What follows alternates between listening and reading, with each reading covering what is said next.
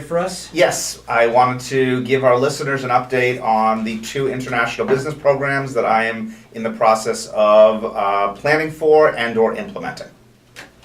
Tell us about them. So we are weeks away at this point from our annual International Management Experience trip. This is our May course that this year I change the countries and the companies every year. We are headed to Beijing, Seoul, Tokyo, and Bangkok for 2 weeks. I've lined up over 20 companies in a variety of industries and have nearly a full complement of MBA students going with us. Very, very excited. We are planning alumni events in every city to liaise with Boston College alumni. We also are going to be trying a new innovation this year that some of the companies, instead of doing a presentation, are going to be holding dinner for our students. So we have a jam-packed itinerary, and I mark my calendar by this trip every year, etc.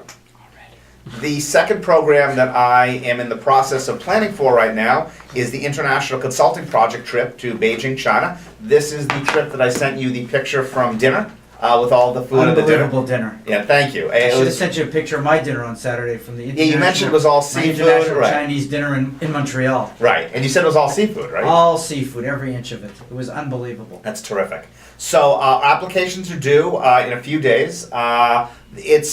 We very much have it down to a science. That doesn't mean that the analytical piece is at all down to a science, but I'd like to believe the planning is down to the science, that we get the applications from all of the candidates. I send them over to Beijing. I recuse myself from the decision-making process. The client will then choose how many projects they want to sponsor, 2, 3, or 4. They will also make the decision based on the number of candidates. And then when I'm over in Beijing in May, I will meet with the client. We will finalize how many projects, what the contents of each project will be. And then starting on June 1st, we will assemble the team, even if they're dispersed across the country, and they will start the analytical process and the outreach with the first phase of the report being sent over to Beijing for review on September 1st.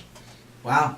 It just seems like there's so much that you have to do to keep this organized, Greg. It's so much more than a course that you're teaching. Thank you for saying that, but I really love it. I love the challenge, and I think what I particularly love about it, and all of the stuff that I do, is that it's never the same twice. And to me, it's certainly, from the student's perspective, it's always going to be different because they've never gone through the experience before. But from my perspective, first of all, it keeps me intellectually really, really motivated. But also, it's just cool. I'm so thankful for the opportunity, and it keeps me on my toes. I mean, and I learn as long as it takes you away from home. It's a long trip. It's tiring. I will not try. Right. I will not try to BS anybody that it is not easy lifting. In the sense that you're talking about multiple people you're in charge with. It's tough on my family in the sense I'm gone for a week here, 2 weeks there, but I love it so much and I'm so appreciative of the opportunity. I think that it sort of works.